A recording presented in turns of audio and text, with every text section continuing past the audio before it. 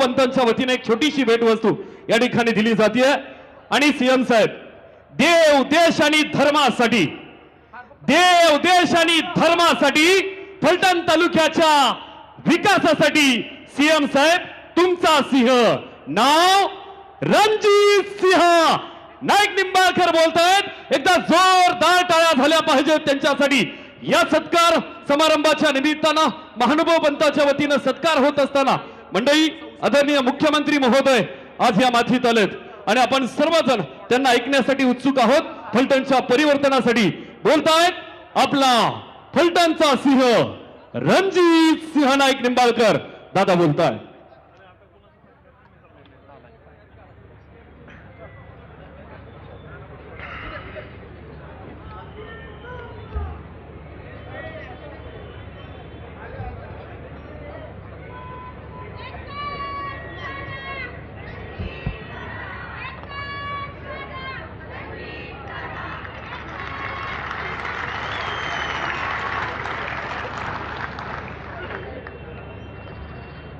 सार्वत्रिक 2025च्या फलटण नगर परिषद या नगराध्यक्ष शमशेरदादा आणि उपस्थित सर्व 27+2 29 अशा प्रचारासाठी उपस्थित असणारे आपल्या सर्वांचे आणि महाराष्ट्राचे लाडके मुख्यमंत्री आदरणीय देवेंद्रजी फडणवीस उर्फ देवाभाऊ, आपल्या सर्वांचे सहकारी मित्र, या राज्याचे ग्रामविकास मंत्री आणि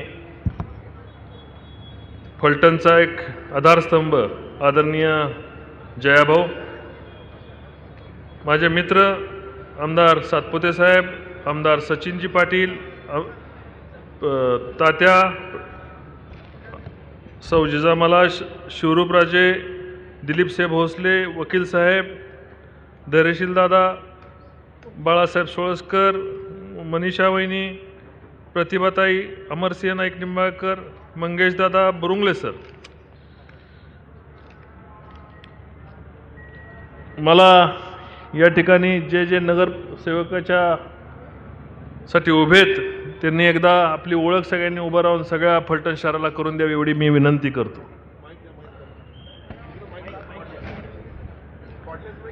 किंवा उभा राहून द्या, फक्त उभा राहिला तरी चिकार झालं, सगळ्याला नावं माहिती आहेत। नगराध्यक्ष पदासाठी असणारे उमेदवार शमशेरदादा यांना विनंती करतो की त्यांनी सगळ्यांना अभिवादन करावं।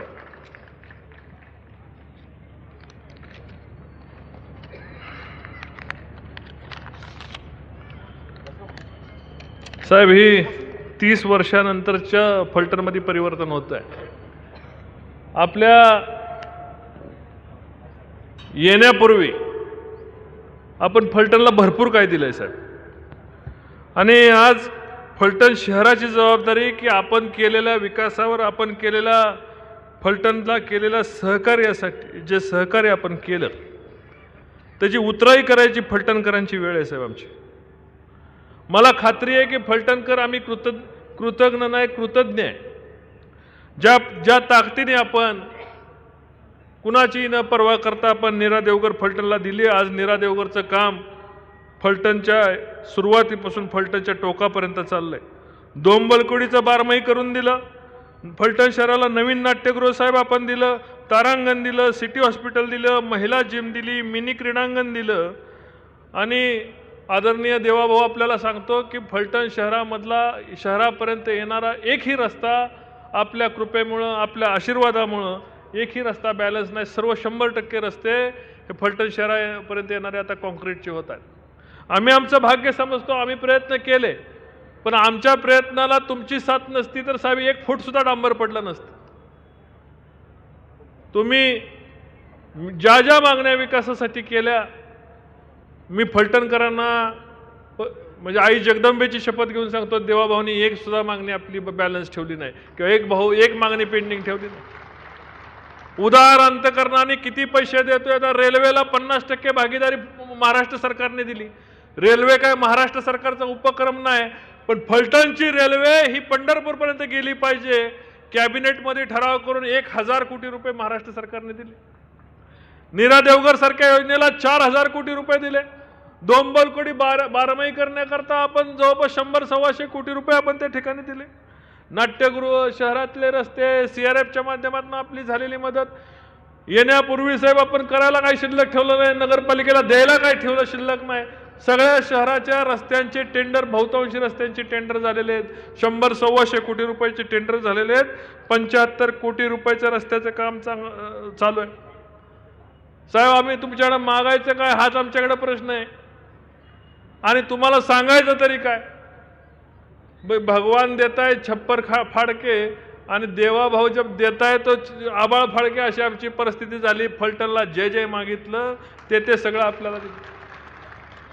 आमच्या मनामध्ये कायम, फलटणकरांच्या मनामध्ये आम्ही कायम मागं चाललो होतो. 30 वर्षाची फलटणची तुम्ही रस्ते येताना बघितले साहेब. फलटण शहरामध्ये हे महिलांसाठी शौचालय सुद्धा बांधू शकले नाहीत. बांधलं 128 कोटी रुपयाचं साहेब. या ठिकाणी मलनिस्सरण नावाची योजना केली. दुर्दैव असं आहे की 10 वर्षामध्ये साहेब योजना गाडली गेली, जमिनीच्या पोटात गाडली गेली. पण एकाही शहराचं मलनिस्सरण योजनेतनं गटर हे फलटण शहराचं एकाही नागरिकाचं जोडलं गेलं नाही. 128 कोटी रुपये कुठे गेले फलटण शहराचे कुणालाही माहिती नाही. आणि तपास करायचा असेल तर 128 कोटी रुपये कुठे गेले त्याचा तपास महाराष्ट्र सरकारने करावा लागेल, कारण महाराष्ट्र सरकारने पैसे दिले. नुसतं हे देऊन झालं नाही साहेब. आपण RTO ऑफिस दिलं, प्रशासकीय भवन या ठिकाणी, महसूल कर्मचारी वेगळ्या ठिकाणी, तहसीलदार वेगळ्या इमारतीत, प्रांत वेगळ्या इमारतीत, आणि नव्याने येणारे ॲडिशनल कलेक्टर आता कुठं बसायचे म्हणून आपल्याकडे मागणी केली होती. 100 कोटी रुपयाची मागणी केली साहेब. आपल्या 18 कोटी रुपयाचा पहिला हप्ता झाला. आता टेंडर झाला ना, आता प्रशासकीय भवनचं काम चालू होतंय. एअर कंडिशन असं तलाठ्यांना बसण्याकरता या ठिकाणी एअर कंडिशन महसूल भवन आपण 10 कोटी रुपये अतिरिक्त दिले. पोलीस स्टेशनच्या इमारती मी साहेब आपल्याला दाखवल्या. अतिशय सुसज्ज असे फ्लॅट या ठिकाणी कॉन्स्टेबलला, लोकांना बसण्यासाठी 2-2 पोलीस स्टेशन, शहर आणि ग्रामीण. माझं वाठार पोलीस स्टेशन उत्तर कोरेगावचं, तिन्ही पोलीस स्टेशन आपण 2 वर्षापूर्वी पालखीला आल्यावर भूमिपूजन केलं होतं. आज पोलीस स्टेशनची उद्घाटन मागच्या वेळेस केली. शहरामध्ये एक रिंग रोड आपल्याला मिळालेला आहे. रिंग रोड पूर्ण करण्याकरता आपल्याला आज आम्ही मागणी करत आहे की शहराचा रिंग रोड पूर्ण झाला तर शहरामधून हेवी वाहतूक जाती, मोठ्या गाड्या शहरामधून जातात, त्याच्यामुळं धूळ, रस्त्यांचं नुकसान होतं. ते टाळण्यासाठी आम्हाला शहराला रिंग रोड द्या. बाणगंगा नदीच्या संदर्भात आपल्याकडे मी मागणी केली सर, की बाणगंगा नदी ही पूर्वी म्हणजे त्याची आख्यायिका आहे की राजा दशरथाच्या अस्थीसुद्धा बाणगंगा नदीमध्ये विसर्जित केल्या होत्या. महानुभाव पंथाने आपला सत्कार केला. त्या महानुभाव पंथाची फलटण दक्षिण काशी आहे. या ठिकाणी हजारो लाखो महानुभाव पंथ या बाणगंगा नदीमध्ये डुबकी मारण्याकरता येतात. पण ज्यांच्या हातात सत्ता दिली ते श्रीमंत रामराजेंच्या काळामध्ये त्या बाणगंगा नदीमध्ये साहेब शहराचं गटर सोडण्यात आलंय. दुर्दैव असं आहे की महानुभाव पंथाची लोक येतात आणि महानुभाव पंथाच्या लोकांना त्या गटारामध्ये त्यांच्या रीतिरिवाजाप्रमाणे वर्षातून एक वेळा आंघोळ करावी लागते. बघताना मनाला वेदना होतात साहेब. अतिशय वाईट गोष्ट आहे ती. आम्हाला ती सुधारून द्या. अमृत 2 मधनं या ठिकाणी ती योजना आम्हाला नदी सुधारची योजना पूर्ण करून घ्या. नीरा देवगरचं पाणी बाणगंगा धरणात येतं आहे. बाणगंगा धरणातनं त्याला जे आपण अतिरिक्त वाचणारं पाणी आहे ते अर्धा TMC पाणी आम्हाला जे फलटणच्या वाट्याचे आहे ती बाणगंगा प्रवाहित करण्याकरता पाहिजे. त्याच्यातूनच शहर प्यायला पाणी उचलेल, त्यातूनच शहराचं फिल्ट्रेशन प्लांट आणि शहराचं पिण्याचं पाणी चालेल. अशा प्रकारची आम्ही संकल्पना मांडली आहे. बारामतीच्या धर्तीवर आम्हाला महिला हॉस्पिटल द्या. बारामतीला गेले की 1000 रुपये भरले की त्याला सगळं जेवण, खाणं, राहण्यासकट महिलांचे CT स्कॅन, MRI सगळं होतात. साहेब आमची कळकळीची विनंती, आम्हाला 30 किलोमीटर आमच्या महिला या ठिकाणी बारामतीला जातात. त्याच प्रकारे आम्हाला महिला हॉस्पिटल द्यावं. आपण मागच्या वेळेस फलटणला नाईक बोंबवाडी या ठिकाणी MIDC मध्ये आपण लार्ज स्केल मेगा प्रोजेक्ट देतो अशा पद्धतीचा आम्हाला शब्द दिलाय. साहेब माझ्या फलटण तालुक्यामध्ये 20-25 हजार तरुणांना काम नाही. त्यांची अपेक्षा माझ्यावर आणि तुमच्याकडे बघून अपेक्षा आहे. आमदार साहेबांना ठिकठिकाणी गेल्यानंतर ती MIDC कारखाना कधी उभा राहतोय, उद्योग कमी राहतात, लोक अपेक्षेने बघतायत. साहेब मला माहिती आपण एक शब्दही आमचा ठेवला नाही, सगळे शब्द ठेवलेत. या 10-20-25 हजार लोकांना जर काम देऊ शकलो साहेब तर आम्ही या मातीचं ऋण फेडू शकतोय. तेवढी कृपा आमच्यावर करावी अशी मी तुम्हाला विनंती करतो. नगरपालिकेचे इलेक्शन आहे साहेब, काय सांगायचं आणि काय बोलायचं, किती बोलायचं आणि कुणासाठी बोलायचं, ह्या सगळ्यात विषय. आपण आला होता सर मागच्या वेळेस, त्यावेळेस या ठिकाणी संपदाताईंच्या मृत्यूचं भांडवल केलं गेलं. त्यांनी कधी त्यांची चौकशी झाली होती 6-7 महिन्यापूर्वी. त्या चौकशीमध्ये त्यांनी एवढी माहिती दिली की खासदारांच्या पीएला माहिती दिली आहे, तर त्या पीएला माहिती दिली असं समजू, सांगितलं की मृत्यूच्या जबानीत खासदारांच्या पीएचं नाव आहे. कसंही कुठेही संबंध नसताना, त्यांनी हातावर लिहिलेलं असताना सुद्धा अशा प्रकारचं गलिच्छ राजकारण केलं, फलटणला बदनाम करण्याचं काम केलं. पण फलटणकरांना तुमचा माझ्यावर विश्वास आहे ना? 100% आहे ना? मग मला सांगा, 27-0 आणि 28वा नगराध्यक्ष आपण निवडून देणार आहोत का नाही? नक्की ना, हात वरती करून सांगा. साहेबांना शब्द देत आहे साहेब, तुम्हाला फलटणकरांनी शब्द दिलाय. मी आता निर्धास्त झालो साहेब. रामराजे साहेब तुमच्या एकीकडे जाणीवपूर्वक तुमच्याकडे बोलताना तुमच्याविषयी एकीकडे कौतुक करतात, मीडियाच्या आत काय बोलतात हे मी सांगायची गरज नाही. एक प्रकारचं सातत्याने जयाभाऊंच्या विषयी सुद्धा त्या पद्धतीने अनेक वेळा षडयंत्र रचली. मी कधी रडलो नाही, कधी बोललो नाही, पण पब्लिकला बोललो नाही तर काय उपयोग आहे साहेब? अनेक वेळा षडयंत्र रचली, महिलांच्या मार्फत षडयंत्र रचली. सगळ्यांनी सीडी ऐकली ना, महिलेला पैसे देताना रामराजेंची ऐकली ना? इतकं गलिच्छ राजकारण करणारी माणसं उघड्या चेहऱ्यांनी, सुसंस्कृत चेहरा म्हणून या राज्यामध्ये वावरतात तरी कशी, मला वाटतं. माझ्या बाबतीत राजकारण केलं. मी एक छोटंसं उदाहरण त्यासाठी सांगतो साहेब. मी छोटीशी एक गोष्ट ऐकली. एक काजवा असतो, काजव्याच्या पाठीमागं साप लागतो आणि तो काजवा सापाला विचारतो, अरे तू माझ्या पाठीमागं कशाला लागलाय? साप काय ऐकत नाही, परत त्याच्या पाठीमागं लागतो. काजवा फिरून त्याला विचारतो, मी काय तुझं खाद्य आहे काय? साप म्हणतो नाही, पण तरी साप त्याचा पाठलाग सोडत नाही, काजव्याच्या पाठीमागं लागतो. परत काजवा मागून वळून विचारतो, मला खाल्ल्याने तुझं पोट भरल का? तर साप विचारतो नाही, तरी साप त्याच्या पाठीमागं लागतो. परत काजवा शेवटच्या ह्याने ते वळून त्याला म्हणतो, मग तू माझ्या पाठीमाग, मी तुझं अन्न नाही, तू मला खाल्ल्याने तुझं पोट भरत नाही, मग तू माझ्या पाठीमागं कशाला लागलाय? तर हे साप त्याला उत्तर देतो, काय उत्तर देत असेल साहेब, की मी तुला चमकताना पाहू शकत नाही. फलटणचा तसाच आहे साहेब. भूतोना भविष्यात आम्ही कामं केली. 2.5 वर्ष रानराब राबलो, रक्ताचं पाणी करून फलटण शहर बदलायला निघालो. फलटण शहरातली 76% मतदान मला लोकसभेला झालं आणि म्हणून चमकताना रामराजे आणि त्यांच्या कुटुंबाला मला पाहायचं नाही. तेच जयाभाऊंच्या बाबतीत आहे. जयाभाऊंच्या बाबतीत सुरुवातीपासून तेच गलिच्छपणा केला आणि आज साहेब अनेक ठिकाणी अनेक होतं, पण माझा हा सहकारी मित्र, आमच्या राज्याचा मंत्री फलटणकरांच्या पाठीमागं आज वकिलाची भूमिका घेतली आहे. काल जयाभाऊंनी या फलटणच्या भाषणामध्ये शब्द दिला आहे, फलटणला काय कमी पडेल तर मंत्री म्हणून महाराष्ट्र सरकारच्या मध्ये मी म्हणून वकील आहे. आता आम्हाला वकील मजबूत मिळालेला आहे. आम्ही सध्या कुठं नाही, पण आम्हाला वकील मजबूत आहे, आमचा आमदार मजबूत आहे, लोकांच्या मध्ये काम करणारा आमदार आहे. असा आमदार फलटणकरांनी 30 वर्षात पाहिला नाही. बरोबर आहे ना? ज्यांना नगराध्यक्षपदासाठी आपण उमेदवारी दिली आहे ते शमशेरदादा माझे ज्येष्ठ बंधू आहेत. शमशेरदादांना कधी तुम्ही कधीतरी कुठेतरी सामान्य व्यक्तीच्या बरोबर, कधी भेळ खाताना, वडापाव खाताना, रस्त्यात, कुणाच तरी मोटरसायकलवर, कुणाच तरी घरी, सर्वसामान्य म्हणून आजपर्यंत पाहिलंय ना? विरोधी पक्ष नेता म्हणून प्रभावीपणे काम करून नगरपालिकेमध्ये खिंड लढवताना शमशेरदादांना 15-20 वर्षाचा त्यांचा अनुभव. त्यांना नगरपालिकेचा नळ कोण सोडतं हे पण माहिती, अग्निशामकच्या ड्रायव्हरचा नंबर पण माहिती आहे. शमशेरदादांना या ठिकाणी आरोग्य कर्मचाऱ्याचाही नंबर माहिती आहे.